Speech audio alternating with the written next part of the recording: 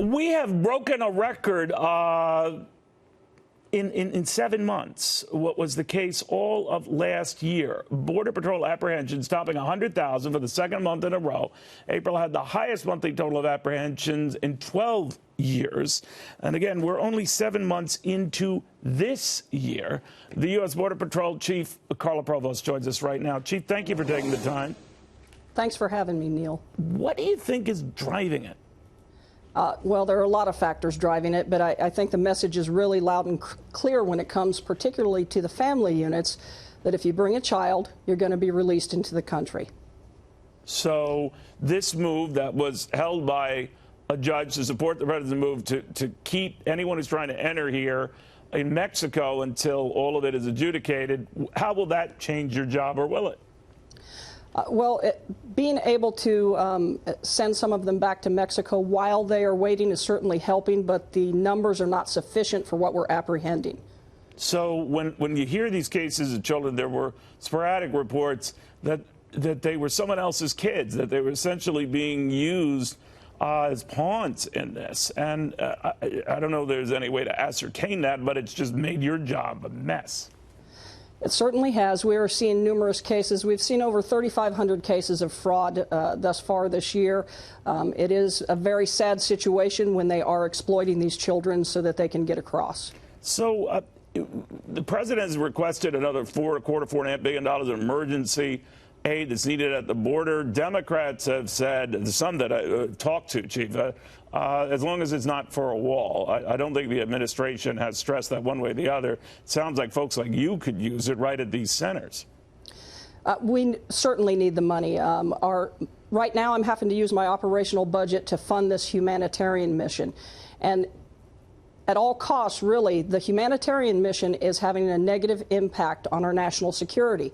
As I'm having to pull my men and women away, 40% of their time is being spent dealing with taking care of these families, processing the families. The border security mission, the mission that we were hired for, is suffering.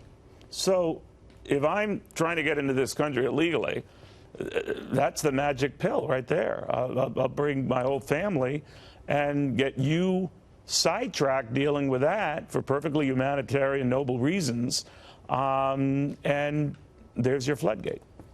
It certainly is. I testified yesterday in front of Congress asking them to act. We've got to stop talking about it. We need action, and we need a fix. We need to be able to detain families together throughout the immigration process, or the numbers are going to continue to increase. I expect that we will surpass 500,000 apprehensions this weekend. Those are just off-the-chart numbers, to your point, Chief. And I'm wondering now if the added element is this family issue, and then the separation of families earlier, that has just complicated things. I mean, you guys are trying to do everything by the book and be fair and decent to everyone, but it just seems like you're overwhelmed. So among some of the ideas I heard, giving you more personnel, would that make a big difference, or what would? Well, we certainly need more personnel. We need a lot more resources across the board, but we need a fix to this. Border Patrol can't do this alone. I need Congress to act. I need them to take care of the situation when it comes to the Flores settlement agreement, allow us to detain families together throughout the immigration process. We just cannot continue with these pull factors that are bringing these huge numbers to our country. But detain those families together, never separating them in Mexico, not the United States.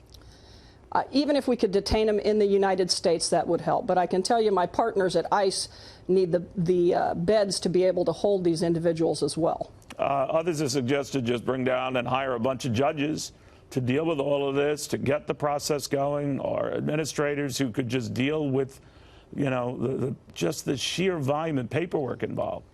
We definitely need the judges as well, but there is no way to get through the entire process within the 20 days that we are currently allowed to detain families. So we need Congress to do something to change that. Well, it seems that you've got a crisis at the border. It seems like you've got an emergency at the border. The president, a lot of people were criticized for stating that.